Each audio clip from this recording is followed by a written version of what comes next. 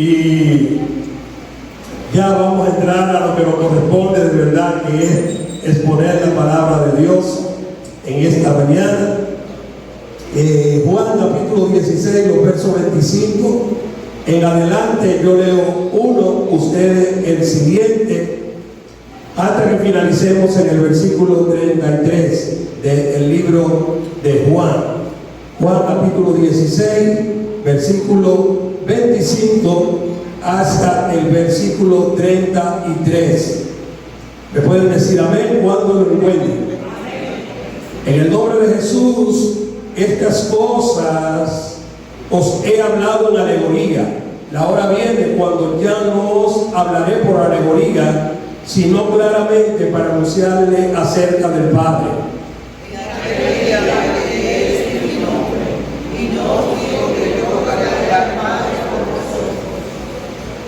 Pues el Padre mismo os ama, porque vosotros me habéis amado y habéis creído que yo salí de Dios.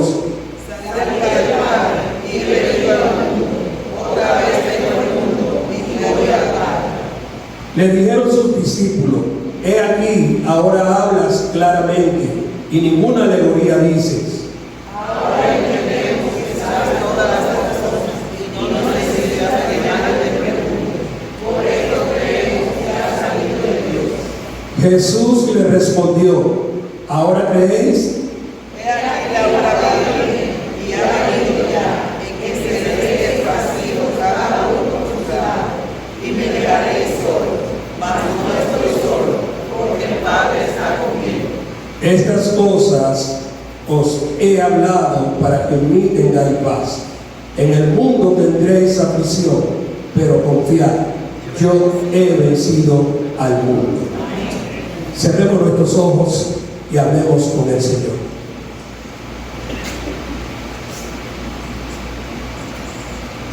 Señor, te damos gracias, porque tú eres el vencedor, y tu palabra es clara cuando nos dice que tú has vencido al mundo.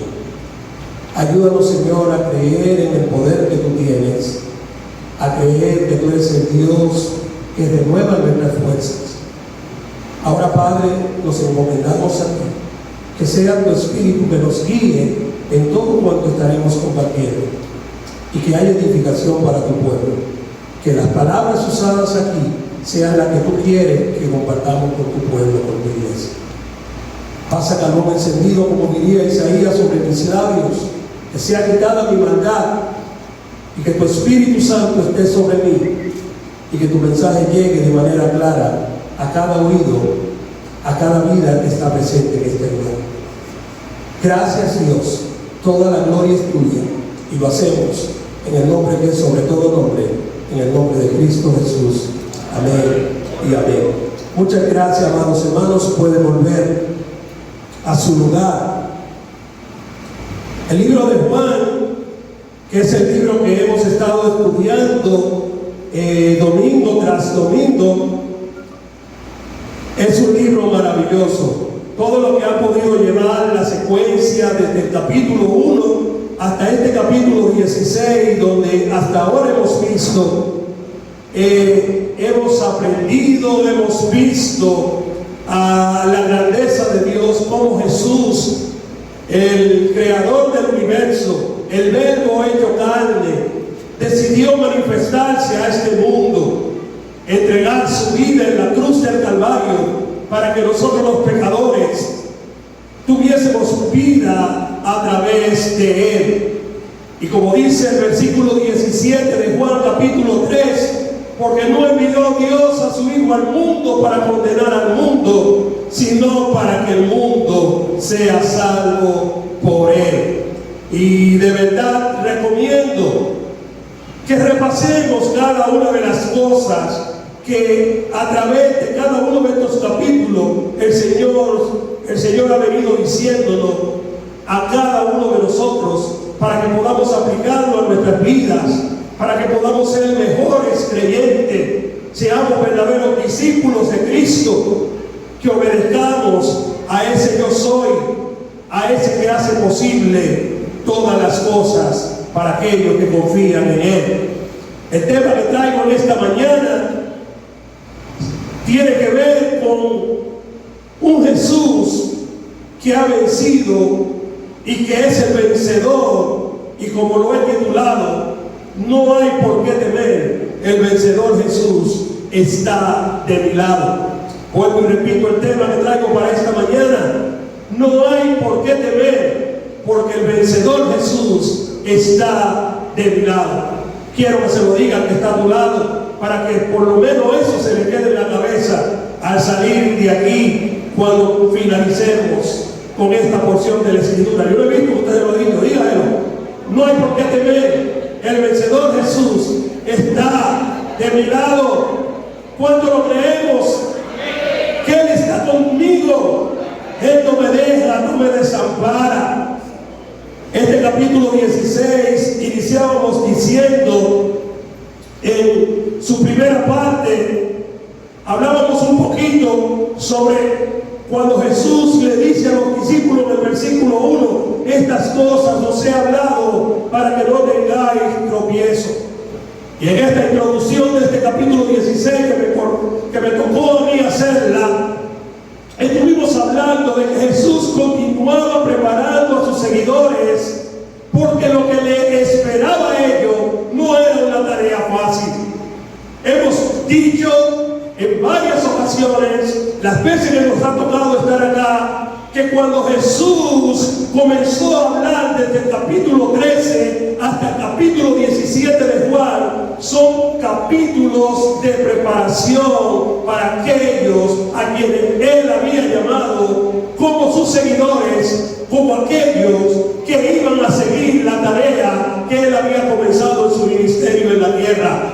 Durante 3 años y medio, Jesucristo escogió a 12, y estos 12 tenían el privilegio de andar con el Maestro, de verle hacer milagros, de aprender de Él, al punto de que cuando la gente les escuchaba hablar, decían: tú eres un seguidor de Él, porque hasta habla como Él. En el caso de Pedro, que lo veíamos en el capítulo 13, luego de que Judas le da la espalda al Señor, y el Señor entonces está preparando a sus discípulos, le está diciendo: ustedes serán expulsados.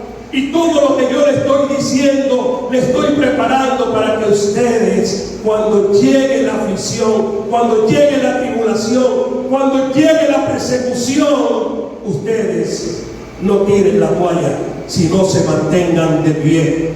No hay por qué temer, el vencedor está de mi lado. Luego, más adelante, nuestro pastor estuvo hablándonos del papel del Espíritu Santo en este capítulo 16, de cuál era la tarea. Y recordábamos allí en esta predicación, desde los versículos 5 en adelante, en esta tarea del Espíritu Santo, el pastor hablaba de la Trinidad, de la unión que hay entre el Padre, el Hijo y el Espíritu Santo. Y en palabras de Jesús, Jesús le dice a sus seguidores: a ustedes les conviene que yo me vaya, porque si yo no me voy, entonces el Espíritu Santo no vendría. Y cuando Jesús le pronuncia estas palabras, ya desde el versículo 16, tristeza llenó el corazón de aquellos discípulos. Y veíamos en estas exposiciones, 3 exposiciones que tuvo nuestro pastor, hablando del papel del Espíritu Santo, de la venida del Espíritu Santo, de la morada del Espíritu Santo en el creyente, pero también hablaba del maravilloso, del extraordinario nombre de Jesús, ya que en el nombre de Jesús son hechas todas las cosas, ya que por el nombre de Jesús somos salvos, ya que por el nombre de Jesús el hombre recibe sanidad. Nuestras oraciones llegan al trono de gracia por el único nombre y suficiente, el nombre de Cristo. Por eso en esta última predicación, que abarcaba hasta el versículo 24 del capítulo 16, el pastor enfatizaba y hablaba del extraordinario, el maravilloso nombre de nuestro Señor Jesucristo. Y Juan continúa diciendo en este capítulo 16, en el versículo 25: estas cosas os he había hablado. ¿Cuáles cosas había dicho Jesús? Todo lo que anteriormente ya hemos visto desde los versículos 24 hasta el capítulo 1 de Juan, fueron todas las cosas que Jesús se había encargado de transmitirle a aquellos que eran sus discípulos. Y específicamente las palabras de aliento, la palabra de consuelo, la palabra para que ellos no tuvieran tropiezo, como introduce este capítulo 16. Porque Jesús sabía, como dice el versículo 2, que aquellos que le seguían iban a ser expulsados de las sinagogas, iban a ser maltratados por decir que eran seguidores de Cristo, iban a ser menospreciados por el mundo. Muchos de ellos iban a experimentar la muerte, pero ellos no se imaginaban que todo esto le iba a acontecer. Y Jesús toma desde el capítulo 13 hasta el capítulo 17 para hablar una conversación de cariño, para entregarse a aquellos a quienes amó, como dice el capítulo 13, que los amó hasta el final. ¿Y cuál fue el final? Entregarse en la cruz del Calvario para que todo aquel que en él creyera, no solamente los 12, sino toda la nación conocida hasta aquel momento, pudiera ser impactada por el mensaje que llevarían aquellos a los cuales Jesús llamó. Y en esta encomienda que recibimos en Mateo capítulo 28, desde el versículo 16 en adelante, cuando dice que vayamos por el mundo y prediquemos el Evangelio, Hechos 1:8, que debemos de ser testigos del Señor, no solamente en el lugar donde vivimos. En el caso de los judíos de aquellos tiempos, tenían que ser testigos en Jerusalén, en Samaria, en Judea y hasta lo último de la tierra. Y en esa parte entramos tú y yo, que nos llegó el Evangelio en el momento oportuno, cuando más lo necesitábamos. La frase os es dicho, la vemos en el versículo 1 del capítulo 16. En el capítulo 4, esta expresión de Jesús, os es dicho estas cosas, la vemos 4 veces en el capítulo 4, cuando dice, os es dicho, o os dije, que significa lo mismo. Ya en los versículos 6 y 7, otra vez se menciona esta palabra relacionada con el trabajo y la obra del Espíritu Santo. Los versículos 14 y 15, que te invito a leerlo, dice, en esta tarea del Espíritu Santo, dice, Él me glorificará. Oiga, ¿cuál era la misión del Espíritu Santo? Recuerden que servimos a un Dios Trino, un Dios Padre que se presentó en el Antiguo Testamento, dándose a conocer como el Jehová, como el Yo Soy, que no se daba a presentar a los hombres humanamente hablando, sino que se representaba a través del ángel de Jehová o a través de las palabras dadas a los profetas en el Antiguo Testamento. Ya entrando en el Nuevo Testamento, entra la segunda persona de la Trinidad, pasados 400 años de silencio, donde el Señor, Jehová Dios, el gran Yo Soy, no volvió a hablar al pueblo, hasta que aparece Juan con una voz en el desierto, proclamando, anunciando la venida de aquel que vendría y transformaría el mundo. ¿Y quién era ese? El Cordero de Dios. Como dice Juan 1:29, he aquí el Cordero de Dios que quita el pecado del mundo. Entremecer a la segunda persona de la Trinidad. Ahora, ese Cordero tenía que ser sacrificado. Ese Cordero tenía que ser entregado por amor a la creación que Dios había hecho en Génesis capítulo 1, allí en el huerto del Edén. Una creación que en Génesis capítulo 3 vemos que cae, que ofende la santidad de Dios, desobedece a Dios y entra el pecado en el mundo porque lo dejamos engañar por Satanás. Dios necesitaba restaurar su creación. Humano alguno no podía hacerlo, hombre alguno no podía hacerlo.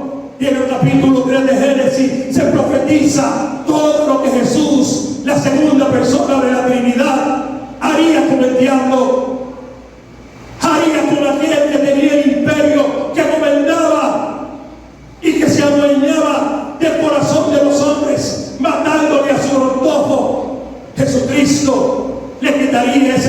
mío en la cruz del Calvario, como dice el apóstol Pablo, porque todas las cosas le fueron sujetas, porque Él es el poderoso, Él es la imagen.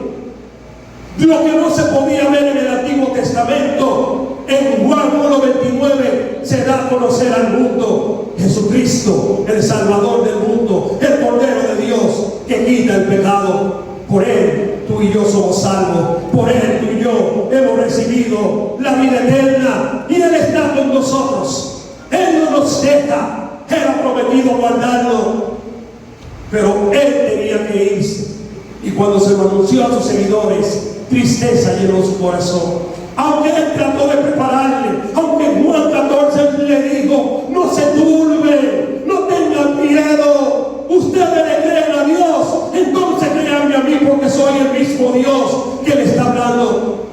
Pero yo no le voy a dejar huérfano. En el capítulo 14 Él le habla, el capítulo 15 Él le dice: ustedes son mis amigos, yo no le voy a dejar solo, yo le voy a enviar un consolador. Y cuando Él venga, cuando Él esté en la tierra, la tercera persona de la Trinidad, el que está con el creyente en este tiempo que nos ha tocado vivir, el Espíritu Santo de Dios, el mismo Dios, porque yo decir que tengo el Espíritu Santo es decir que tengo a Dios en mi corazón, es decir que tengo a Jesús, porque Él es un Dios Padre, un Dios Hijo y un Dios Espíritu Santo. Tres personas que es una sola persona.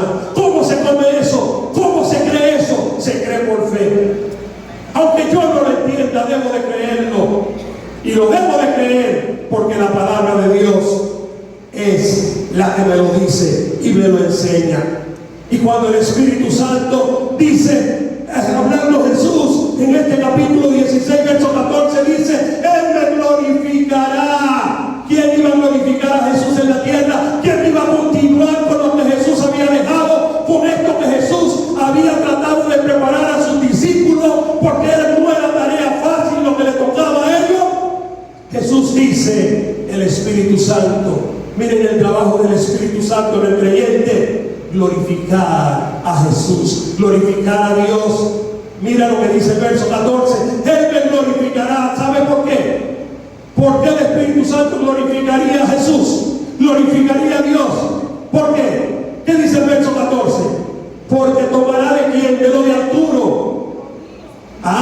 Tomará de lo mío. ¿Y a quién se está refiriendo Juan allí?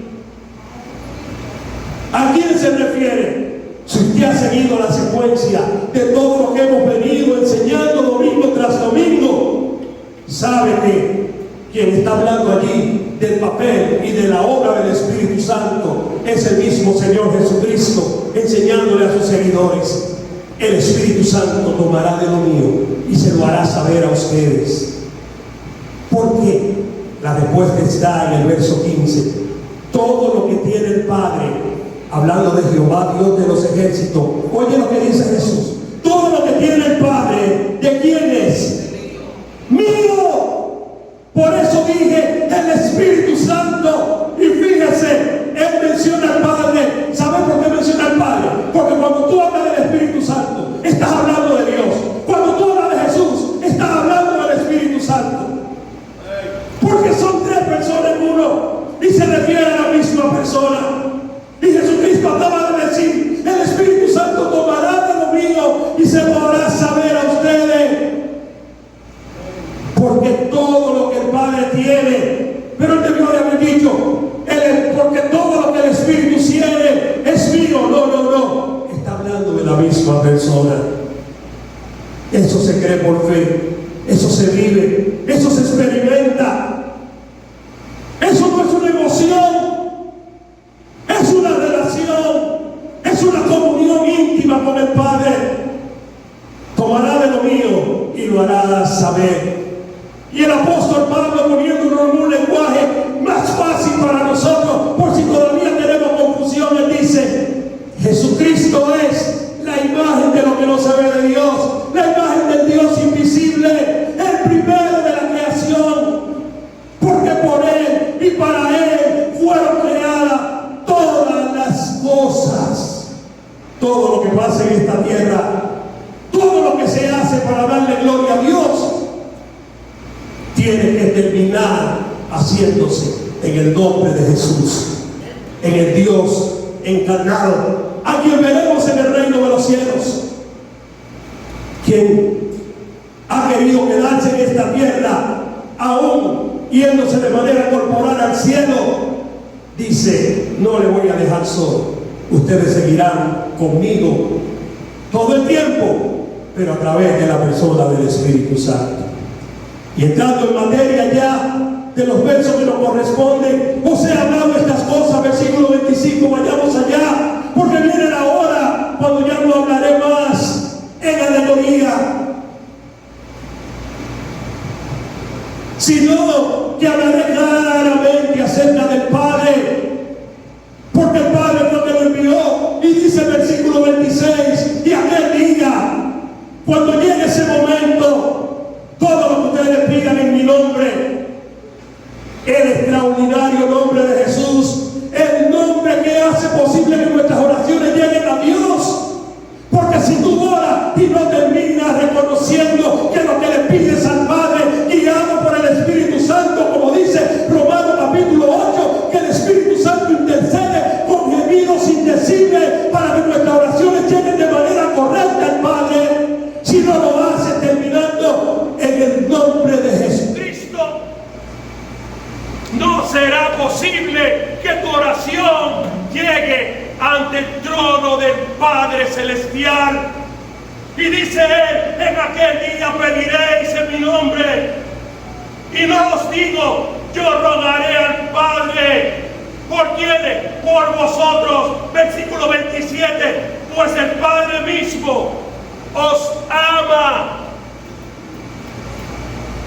El Creador, el yo soy, el maravilloso, el soberano, el que gobierna sobre todo, ama a aquellos que han puesto su fe y su esperanza en Jesús.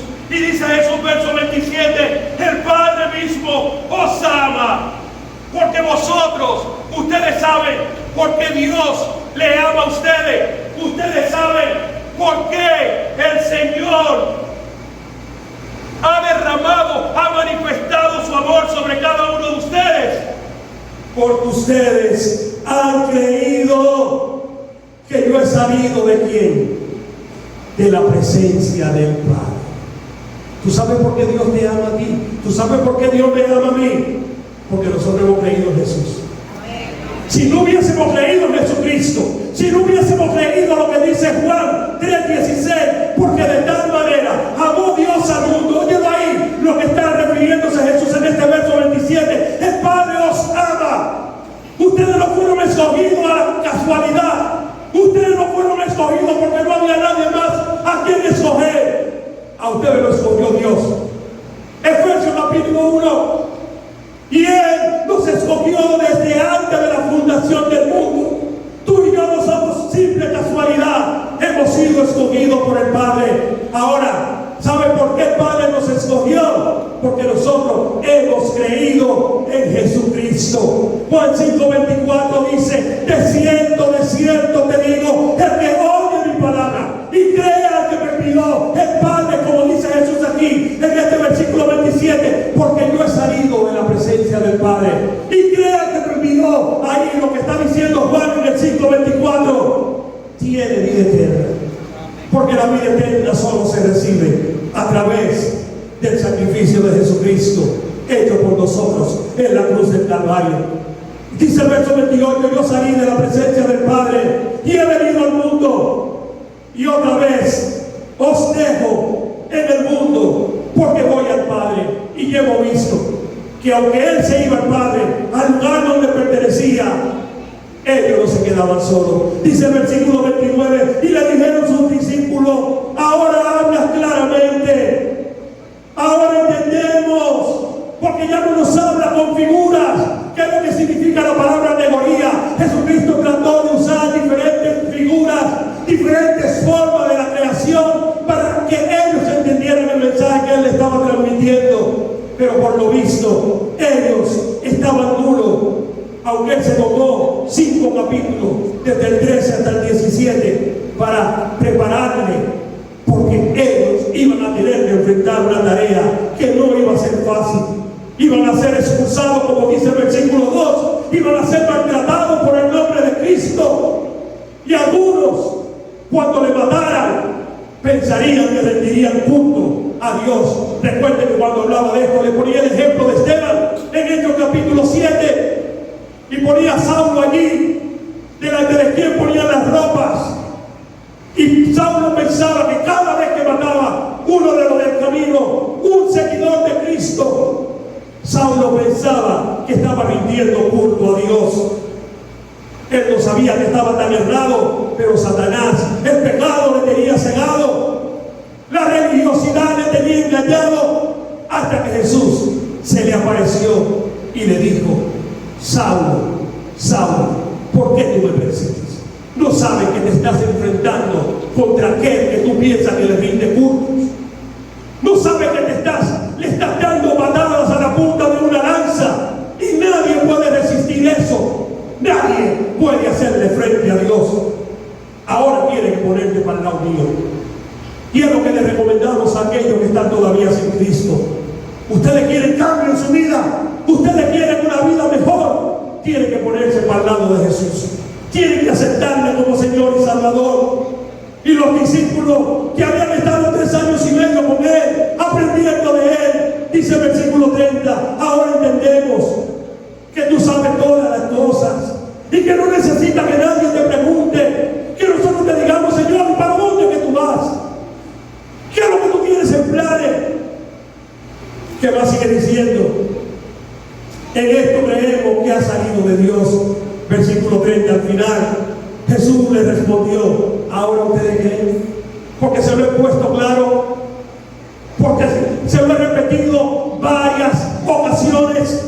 Ahora ustedes me dicen que creen todo lo que yo he tratado de decirles, de las cosas que vienen para ustedes.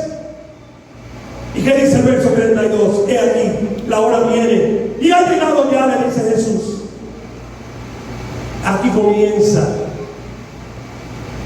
la crisis, aquí comienza la calamidad, aquí comienza el terror para ellos, por lo cual Jesús trató de prepararle y trató de advertirle. Versículo 32 dice: llega la hora, y la hora ha llegado ya, y ustedes van a ser esparcidos, cada uno por su lado, y me van a dejar solo. La triste realidad, el racional de nosotros los humanos. Dios es bueno todo el tiempo, nosotros decimos como iglesia. Pero cuando llega la calamidad a mi puerta, cuando yo tengo que sufrir por esta fe, cuando yo tengo que llorar lágrimas amargas, cuando yo tengo que demostrar que verdaderamente yo le creo a Dios y que yo soy un hijo de Dios, y que yo creo lo que dice la Biblia en el Salmo 46, cuando David dijo: tú eres mi amparo, tú eres mi fortaleza. Los creyentes de agua y azúcar de este tiempo solamente lo podemos cantar eso, pero no lo podemos vivir como lo vivió David. Porque cuando llega la crisis, cuando llega el problema, sucede lo que Jesús le está diciendo a sus discípulos que ellos iban a hacer.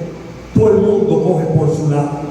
Cuando la vida cristiana me enfrenta, cuando yo tengo que perder el trabajo por seguir a Cristo, cuando yo tengo que separarme de gente que me hacen daño, de gente que trata de que yo niegue al Señor, de que yo viva en santidad para Dios, yo digo: no voy a vivir en santidad, por aquí me queda más cerca. Eso de una vida de compromiso, de una vida sincera para Dios, eso no va conmigo, por aquí me voy. Cuando Judas llega al Getsemaní, que Jesús está allí orando, que sus gotas de sudor parecían grandes gotas de sangre, sus lágrimas por el momento duro que iba a tener que pasar en la cruz del Calvario por los pecadores.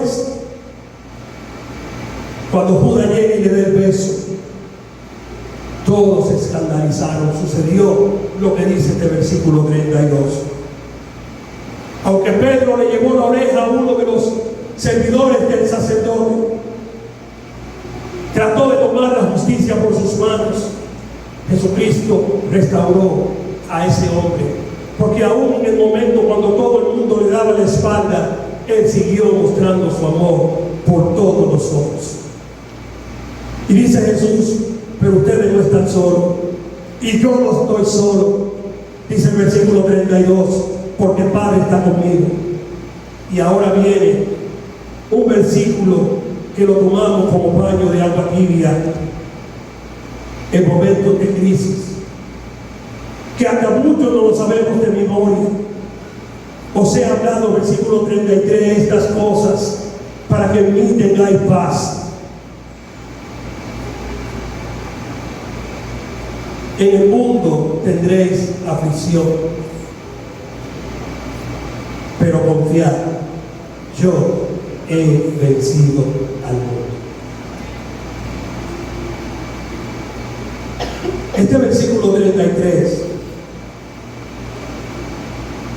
tiene que llamar nuestra atención, porque todo lo que anteriormente Jesús acababa de decirle a sus seguidores, de que ellos lo iban a dejar solo, de que ellos iban a ser expulsados, de que ellos iban a ser maltratados. El propósito que Jesús tenía, este versículo 33 dice cuál era el propósito de por qué Jesús le había dicho todo esto, y trató de prepararle para el momento de prueba que vendría sobre ellos y sobre la iglesia de Él. Él le dice: estas cosas yo se las estoy diciendo para que ustedes tengan paz. Y la pregunta que yo quiero que nos hagamos en esta mañana como iglesia: ¿cómo se puede tener paz en momentos de crisis, en momentos de aflicción, en momentos de tribulación? ¿Cómo yo puedo decir que disfruto de la paz de Dios cuando yo tengo pérdida en mi vida? Cuando a quien yo quiero parte de este mundo o muere por causa de un accidente. Cuando lo que yo creía que Dios debió de hacer, porque yo tenía años orándole por ese familiar mío, y al final no pudo vencer. Al final se murió. Entonces nosotros decimos: ¿para qué oré tanto? ¿Para qué intercedí tanto? Tanto que le dije a Dios que hiciera y Dios no lo hizo. ¿Quién te dijo a ti que Dios no lo hizo? ¿Quién te dijo a ti que Dios no respondió tu oración? ¿Quién te dijo a ti que el Señor se fue de tu lado cuando los que abandonamos al Señor somos tú y yo en el momento de la crisis, en el momento de las pruebas? Por lo visto, los discípulos no quisieron entender a Jesús. Él les habló, trató de buscar todas las ilustraciones para que ellos los entendieran, todas las figuras, pero ellos no entendieron.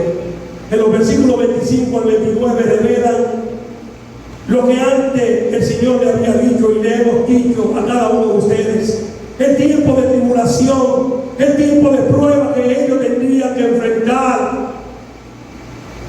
Les habló que ellos tenían la garantía de que el Padre les amaba y que ellos podían pedir lo que quisieran, y que en su nombre lo que ellos le pidieran al Padre lo iban a recibir. También en estos versos del 25 al 29 revela el amor que el Padre expresa por aquellos que conocen a Jesús.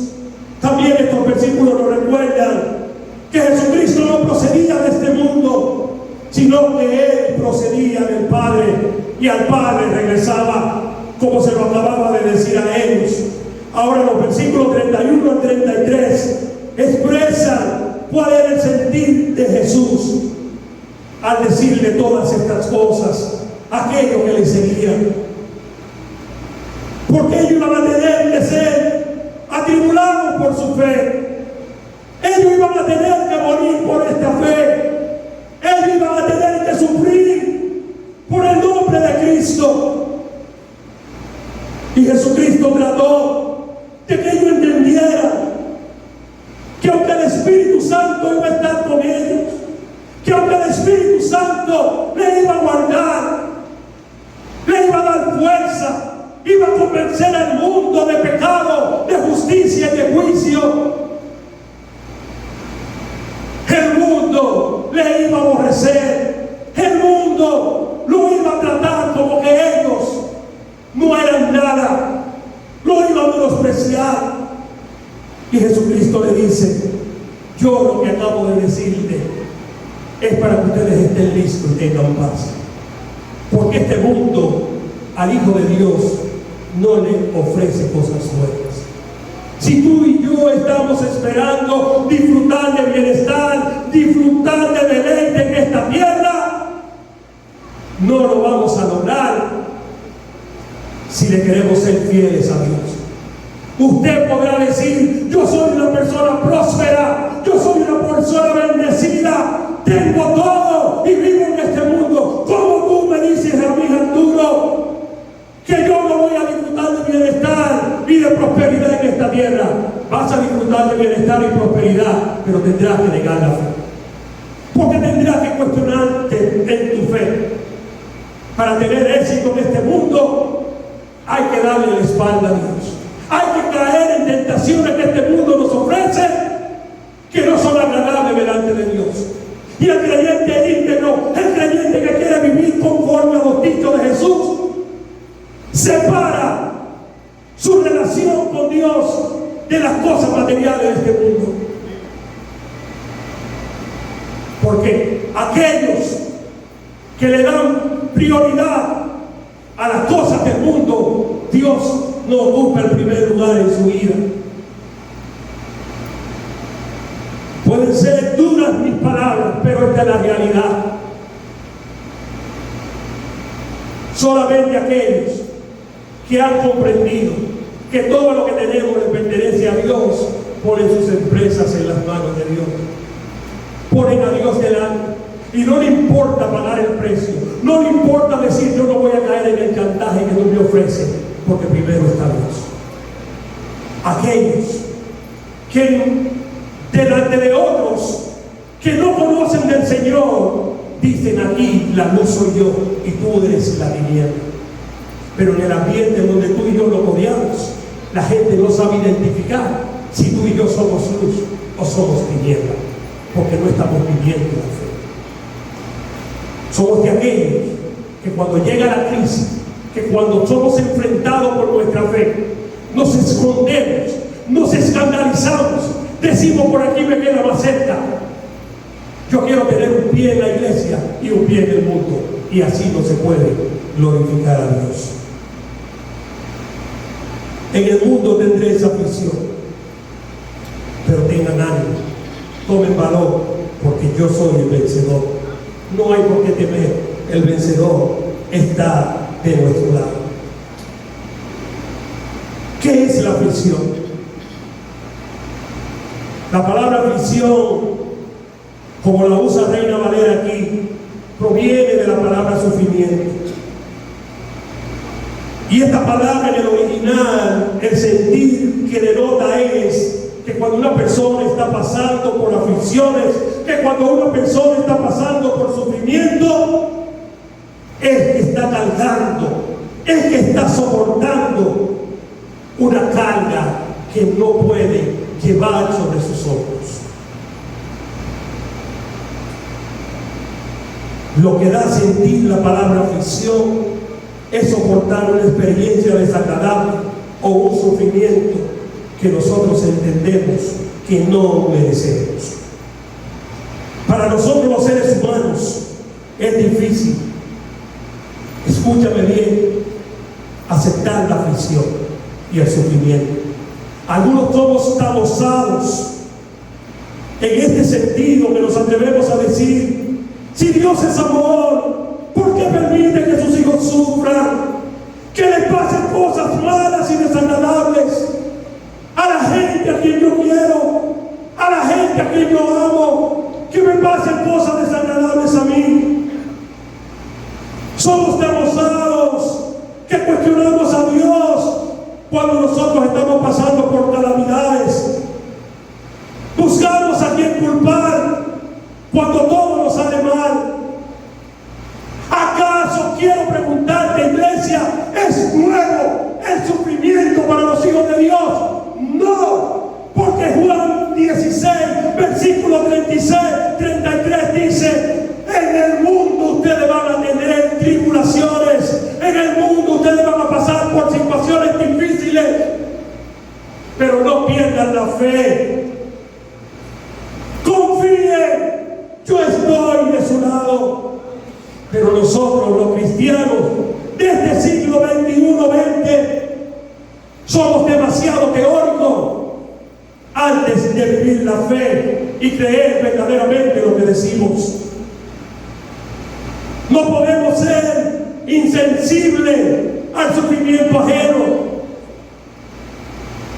Esta semana ha sido una semana muy difícil.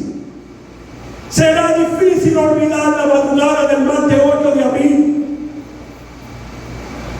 Será una fecha difícil de olvidar por nuestra amada República Dominicana.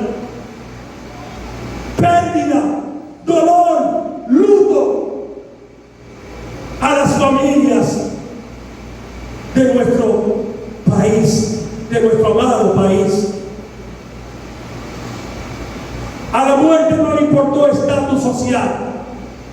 Se llevó allí desde el más grande, según sus condiciones humanas o estatus de la sociedad, como al más humilde que quizá trabajaba en las mesas o servía o limpiaba en esta discoteca llamada Yesé. Hay dolor en el pueblo, hay dolor en nuestro país. Y tú y yo como creyentes no podemos ser insensibles a él. Y no es la hora de nosotros como creyentes decir: a ellos le pasó eso porque no estaban en una iglesia. Desde el martes para acá, yo estoy ya que donde quiera que llego estoy mirando los techos. Porque hay inseguridad. Lo que hemos visto por las redes sociales.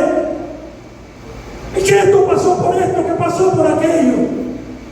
¿Usted sabe por qué pasó eso? Porque en los planes de Dios estaba que sucediera así. ¿Qué, pastor? Sí, en los planes de Dios, porque nada en este mundo sucede, aunque nos fuera a decir. Y esto no quita mi insensibilidad. Esto de verdad lo que tiene que llamar la atención tuya y mía. ¿Qué estamos haciendo con la vida que el Señor nos ha dado? ¿Qué estamos nosotros cumpliendo con la gran comisión que el Señor nos dejó en Mateo 28, cuando los hijos vayan y prediquen el Evangelio? Y esto tiene que llamar mi atención. Yo que digo que soy santo, yo que digo que soy un hijo de Dios, porque la muerte no tiene que ver con que tú seas convertido o no lo seas. La muerte se lleva al convertido y al no convertido. La diferencia que hay entre el convertido y no convertido es que cuando yo me muera, porque ninguno de los que estamos aquí sabemos que después que salgamos de aquí vamos a volvernos a ver. Eso solamente lo sabe Dios. Ahora la diferencia que hay entre el impío y yo es que si yo me muero ahora, yo me voy para el cielo, porque yo le creo a la palabra de Dios. Ahora, el impío no puede tener esa seguridad. Pero ¿cómo el impío puede tener esa seguridad? Cuando tú y yo cumplamos nuestro trabajo de predicar el Evangelio de Dios. ¿Qué estamos haciendo con lo que el Señor nos dejó? No podemos ser insensibles. Nos duele a todos. Hemos llorado, nos hemos afligido, porque de una forma u otra, esos 200 y pico de personas que murieron allí, de una manera u otra, nos impactan a todos. Tuvimos pérdida en el este, en Santo Domingo, en diferentes partes de nuestro país. Y no es tiempo de tú y yo estar diciendo juicio de Dios. ¿Qué sabe usted del juicio de Dios? Cuando Jesús le preguntaron: Señor, ¿cuándo van a suceder estas cosas? ¿Y qué señales habrán de tu venida? Jesucristo se lo tomó con calma y le dijo: a ustedes no tienen que estar volviéndose locos con eso. Vivan para agradarme. Pero cuando ustedes oigan de guerra, cuando ustedes vean pestilencia, cuando ustedes vean enfermedades, cuando ustedes vean a la gente volviéndose loco, todavía no es el fin. Él no le dijo cualquier algo que pase en nuestro mundo, es como que si ya es el final. Esto tiene que llamar mi atención y orar más. Esto tiene que llamar más mi atención de predicar más el Evangelio. Esto tiene que llamar mi atención cómo yo estoy reflejando a Cristo en el entorno donde Dios me ha colocado. ¿Ustedes creen que la gente va a cambiar por eso que pasó? Y suena duro lo que voy a decir ahora. ¿La gente va a cambiar? No, hermano. Seguiremos igual. El luto en la familia va a permanecer ahí porque es difícil borrarse y es válido llorar por aquellos a quienes amamos. Y yo no le prohíbo a nadie llorar, sentirse mal por alguien que está pasando por lo que está pasando en nuestra nación ahora. Mi trabajo como creyente es pedir a Dios, Padre, ayúdale a entender y a ver que aquí, en medio de todo esto, que ellos puedan ver que tú eres el Dios de toda consolación, que tú eres el Dios de toda gracia. Que aunque haya de gracia en nuestro mundo, la gracia tuya es mayor. Y aquellos que te buscan son aquellos que son consolados y son bendecidos en tu nombre. Es difícil perder a la gente a quienes uno ama. No estamos preparados para eso. Uno llora de impotencia. No estamos preparados para la calamidad y el sufrimiento. Esto me hace pensar en el Salmo 78. Y te invito a que vayas allá. El tiempo ha corrido, pero no puedo quedarme sin dejar de decirte esto. El Salmo 78, el salmista Asaf está hablando de la fidelidad de Dios en todo el contexto de este salmo. Ahora, los versículos 32 al 38, que quiero que tú lo leas conmigo. Meditas en lo que dice esta porción de la Escritura aquí. ¿Y por qué esto que ha sucedido en RD me hace pensar en este Salmo 78, los versículos 32 al 38? Porque no han pasado tantos años de que el COVID marcó nuestra nación o marcó el mundo entero. Y la gente se desbordó, aún el impío más satánico en las redes sociales hablaba de la bondad de Dios, mencionaba a Dios en su vida. Luego que el COVID se estabilizó, aquellos que le tenían miedo a la muerte se olvidaron de que COVID se llevó casi medio mundo. Y todo el mundo volvió a su rutina y volvió a la normalidad. ¿Sabe por qué volvieron a la normalidad? Porque los seres humanos somos así. Aquellos que no vuelven a la normalidad son aquellos que de ahí a ahí han experimentado la pérdida de alguien que significaba mucho para ellos. Y siempre van a recordar a esa persona. Solamente da escalofrío yo pensar lo que tú ves, lo que tuvieron que vivir esa gente ahí. Hoy salen muchos testimonios, pero miren, yo no quisiera estar en los zapatos de ninguno de ellos, de verdad. Eran ellos peores que nosotros, no, hermanos. Dios nos rescató a ti y a mí de esa vida. Y aún nos rescató y nosotros seguimos metiendo la pata y haciendo cosas que no le agradan a Dios. Versículos 32 y 38 del Salmo 78. ¿Por qué me hace pensar en este Salmo lo que está pasando y lo que seguirá pasando en el mundo? Porque van a seguir pasando cosas. Va a seguir el sufrimiento, porque Jesús lo dijo. Con todo esto, dice el Salmo 78, versículo 32, pecaron aún. Oye, ¿por qué pienso en este Salmo? Y no dieron crédito a sus maravillas. Se está hablando aquí de Israel, un pueblo que Dios los sacó de la esclavitud, un pueblo que Dios lo libertó de manos de Faraón, un caudillo, un tipo déspota, malo. Y en el desierto Dios tuvo que matar a todos los que tenían más de 40 años porque fueron rebeldes. Se comenzaron a quejar con Dios, comenzaron a maldecir a Dios en el desierto y a decir: en Egipto teníamos mejores cementerios para traernos a morir en este desierto. Y dice el Salmo 78, versículo 32, no le dieron crédito a Dios por sus maravillas, no se acordaron de lo que ellos, de la esclavitud que ellos tenían allí. Por tanto, consumió sus días en vanidad y sus años en tribulación. Fue la respuesta de Dios a estos ingratos, a aquel que le da la espalda a Dios, que no reconoce sus maravillas, aquel que se olvida de que todo lo bueno, todo lo maravilloso depende de Dios.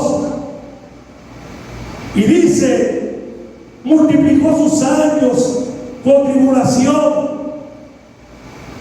Y mira lo más duro de lo que nos cuenta el salmista aquí, para que ustedes vean que nosotros los humanos no cogemos cabeza, y Dios tiene que hacer cosas para que nosotros tengamos que poner la mirada en Él. Dice el salmista en el siguiente verso, si los hacía morir. ¿Usted sabe cuando la gente se acuerda de Dios? Mírenlo ahí en ese versículo. Si Dios los hacía morir a estos israelitas, que Dios se llevaba, cada vez que llevaba un viaje, como a la tribu de Corea, se llevó esa tribu completa. A los que salieron de Egipto, todo el que tenía más de 40 años se lo llevó. Dice el salmista que cuando Dios los hacía morir, entonces ellos buscaban a Dios. Entonces se volvían solícitos en búsqueda suya. Y se acordaban de que Dios era ¿qué? Su refugio. Y el Dios Altísimo su Redentor.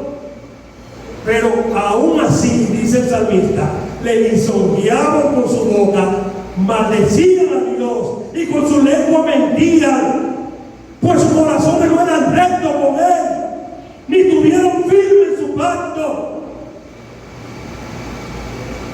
Ese es el accionar de todos nosotros, que nos acordamos de Dios cuando la crisis llega a nuestra puerta. Como yo no tuve pérdida en piel seco, ay hombre, qué tanta noticia que ponen con él, qué tanto que hablan de eso, porque tú no tuviste un ser cercano. Y si tuviese tocado aquí, estuviera buscando a Dios, ¿por qué tenemos que esperar la calamidad? ¿Por qué tenemos que esperar la tribulación para acordarnos lo que dice el siguiente versículo? Pero Él es misericordioso. ¿Sabe quién es Él ahí? Jesús, Jehová, el Espíritu Santo. Perdona la maldad, porque a Él no le importa que nosotros le demos la espalda. Lo que dice el Salmo 78 está hablando de la fidelidad de Dios, que en medio de las ingratitudes, en medio de la infidelidad, en medio de que el hombre se pone en contra de Él, Dios siempre sigue siendo fiel. Dios nunca se olvida de su creación.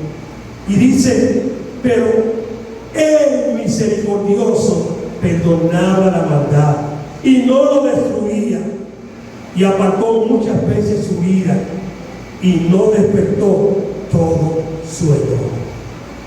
Ese es mi Dios.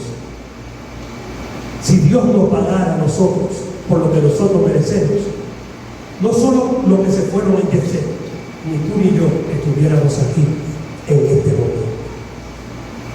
Si tú y yo entendiéramos lo frágil que es la vida, iglesia amada, cada uno de ustedes que están aquí en esta mañana, aunque le estoy tomando de su tiempo, pero tengo que decirlo. Si nosotros entendiéramos lo frágil que es la vida, si entendiéramos este Salmo 78, si entendiéramos la palabra de Jesús en Juan 16:33, que esto que Él nos ha dicho para que tengamos paz en medio de las tribulaciones, en medio de la aflicción, en medio de los problemas que veamos, que Él no se olvida de sus hijos, que Él es misericordioso, que Él sigue perdonando la maldad, que aún que merecemos que Él nos destruya, Él no usa toda su ira con el mundo.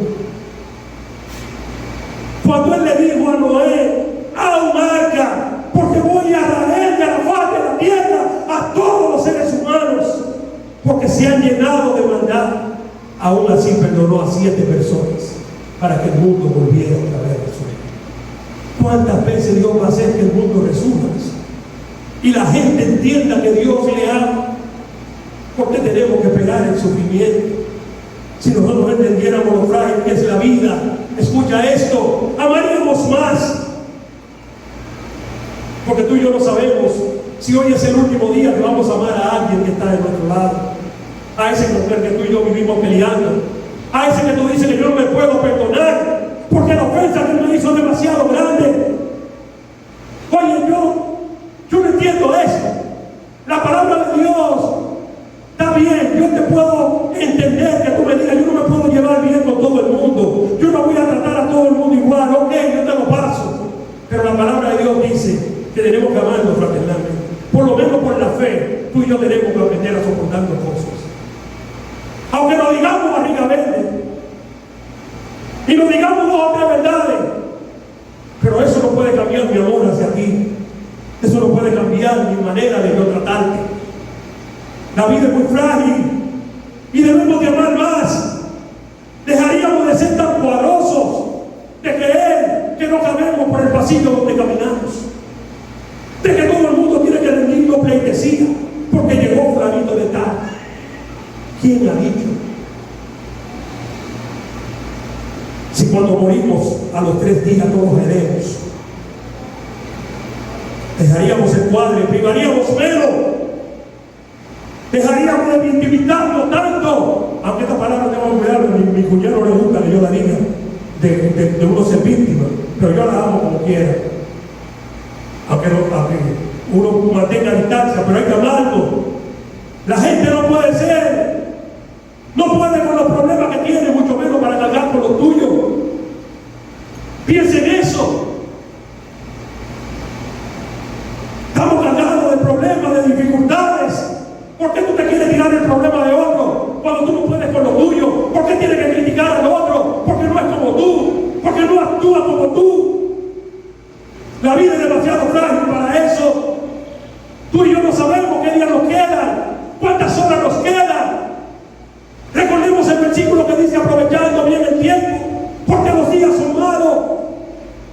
Ama mientras puedas amar. Disfruta la vida mientras puedas disfrutarla, glorificando a Dios en todo lo que hacemos, no faltándole a Dios. Disfrutemos del gozo del Señor. Disfrutemos lo que nos ha dado, sea poco o mucho, démosle gloria. Aprendamos como Pablo a contentarnos cualquiera que sea nuestra situación, porque esto es lo único que tenemos, es lo único. Y como nos comportemos en esta tierra, es lo que la gente va a hablar de ti y de mí cuando nos vayamos. ¿Por qué pierdes el tiempo odiando? ¿Por qué perdemos el tiempo maltratando? ¿Por qué perdemos el tiempo creyendo que somos mejores? Cuando delante de los ojos de Dios todos somos iguales. La Biblia dice: en cuanto dependa de nosotros, debemos de estar en paz con todo el mundo, amándonos los unos a los otros. Y aunque no nos amen, ama tú. Déjale ese problema a él. Si él no te quiere amar, problema tuyo. Pero yo te voy a amar. Ah, que tú no te comes un pan conmigo. Allá tú, yo me lo como en mi casa, en nombre de los dos. Pero te amo, aunque nos tratemos de lejos. Aunque no nos entiendan, este mundo no lo podemos cambiar ni tú ni yo. El único que lo puede cambiar es Jesucristo. Dejémosle entonces los problemas a Dios.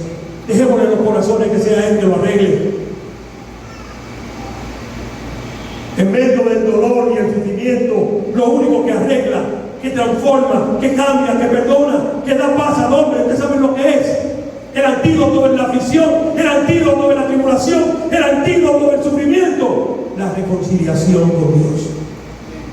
Hay que reconciliarse con Dios. Pidamos perdón. Arreglemos cuenta con Dios para poder disfrutar de las bendiciones que tiene dispuestas para nosotros. Dice Romanos 8, 16 y 18, porque nosotros nada más queremos ser herederos, nosotros nada más queremos disfrutar de la buena vida cristiana, pero no queremos disfrutar de las aflicciones y de los problemas. Dice Romanos: el Espíritu mismo da testimonio a nuestro espíritu de que tú y yo somos hijos de Dios. Y si hijos también somos herederos. Ahí nos gusta, hasta ahí está bueno, pastor, ya no siga. Y si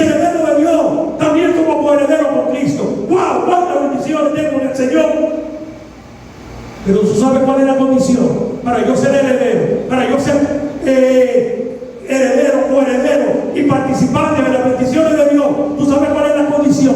Padecer por Cristo. Si es que padecemos con Él, porque juntamente con Él, cuando padezcamos en este camino de fe, vamos a ser glorificados con Él. Y dice el versículo 18: pues tengo por cierto que las aflicciones del tiempo presente no se comparan con lo que nos espera en el reino celestial. Alabado sea el nombre de Dios. Si tú quieres que el dolor se vaya, si tú quieres que el sufrimiento se vaya, piensa en las palabras de Jesús: yo he vencido al mundo y yo estoy contigo. Jesucristo dijo, cuando yo le dije que me iba, comparó el sufrimiento y el dolor como una mujer embarazada que durante 9 meses sufre por ese embarazo y cuando va a la luz, pero después que ese niño nace, esa alegría, y esa alegría dura para toda la vida. Así sucede con nosotros. Vamos a tener tristeza, vamos a tener que sufrir mientras estemos en esta tierra. Pero Jesús dice en Juan capítulo 21, 16, 21 y 22: también vosotros ahora tenéis tristeza, pero cuando yo les vuelva a ver, se van a gozar vuestro corazón y nadie le va a quitar el gozo que yo le doy a ustedes. Vale la pena creerle o no creerle a Dios. Vale la pena. El Señor todo lo puede. En el mundo vendréis aflicción, pero confío, yo he vencido al mundo. No hay por qué temer. El vencedor está de mi lado. Apocalipsis 21:4 dice: enjugará Dios toda lágrima de los ojos de ellos. Dios va a consolar un día al mundo y ya no habrá más muerte, ya no habrá más llanto, ya no habrá más clamor, ya no habrá más dolor, porque las primeras cosas pasaron. Jesucristo lo arregló todo. Salomón dijo en Eclesiastés capítulo 9, versículo 2 al 5: no te sorprenda por lo que pasa en el mundo, porque todo acontece de igual manera a todo el mundo. Un mismo suceso sucede al justo y al impío, al bueno y al limpio. No te creas la gran cosa, no te creas que un techo no te puede caer arriba a ti también porque tú seas cristiano. No creas que tú no puedes tener un accidente porque tú eres cristiano. No creas que no puedes perderlo todo porque tú eres cristiano. Si un impío le pasa a ti, también te puede pasar. ¿Sabe por qué? Salomón dijo: eso le pasa a todo el mundo. Un mismo suceso al limpio, al sucio, al que sacrifica, al que no sacrifica, al bueno, al que peca, como al que no peca, al que jura, como al que no hace juramento. Este mal he visto debajo del sol que un mismo suceso acontece a todos. Y también el corazón de los hijos de los hombres está lleno de ¿qué? De mal, insensatez en su corazón. Durante toda su vida, la maldad, el enojo, el rencor, el odio va a estar en el corazón del hombre. Si Jesucristo no entra en ese corazón, se supone que tú y yo ya no podemos tener rencor, ya tú y yo no podemos tener odio, ya tú y yo no podemos ser igual que lo que éramos antes, porque Jesucristo está con nosotros y nos redimió y nos cambió. Somos diferentes. Aún hay esperanza para todo aquel que está entre los vivos, porque mejor es perro vivo que un león muerto, porque los que viven saben que han de morir, pero los muertos ya nada saben, ni tienen para, porque su memoria quedó en el olvido. ¿Qué estamos esperando? ¿Morir para hacer cosas buenas que glorifiquen a Dios? ¿O aprovechar ahora el tiempo que estamos vivos tú y yo, con enfermedades, con calamidades, con problemas, con lo que sea? Mejor es perro vivo que león muerto. Aunque estás enfermo, pero estás vivo, dale gloria a Dios. Porque hay otros que quisieran tener la vida que tú tienes con todos los problemas que tienes y no tienen hoy ese privilegio. ¿Por qué lamentarte tanto? ¿Por qué quejarte tanto? ¿Cuál es la respuesta? ¿A dónde estaba Dios cuando sucedió lo de Yesé? En el mismo lugar. Como le preguntaron al pastor Rugel Chelé, ¿dónde se metió Dios en ese momento?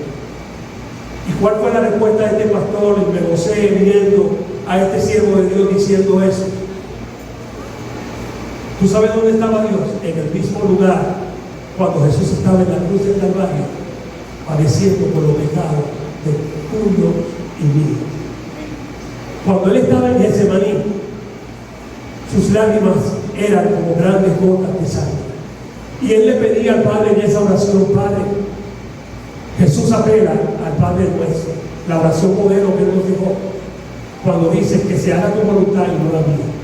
En el Getsemaní Jesús oraba y le decía al Padre, el Jesús 100% hombre, le decía: Padre, si es posible, pasa de mí esta copa, porque es demasiado duro lo que yo voy a pasar. Este cargo no es fácil. ¿Sabe lo que era sufrir, ser maltratado, recibir lastigazos, menosprecio de gente a quienes tú amaste, de gente a quienes tú sanaste, y que en el momento que debieron de devolverte ese amor, todo el mundo se escandalizó y cogió por lo que mejor le parecía? ¿Dónde estaba Dios? Es que no se haga mi voluntad, que se haga la voluntad del Padre. Corintios dice que Él es el Dios de toda consolación. Si hay algo que tú y yo podemos hacer por lo que está pasando por tribulación y por lo que está pasando por dolor, no es acusar. Es decir, hay un Dios que te da esperanza, hay un Dios que te ama, hay un Dios que quiere consolarte en medio de ese sufrimiento, hay un Dios que te quiere arreglar la vida como me la arregló a mí. Dejemos de ser creerlo, somos la última Coca-Cola, seamos más humildes, dobleguémonos delante de Dios, pidamos perdón, comencemos de nuevo, porque el vencedor está de nuestro lado. Cierra tus ojos.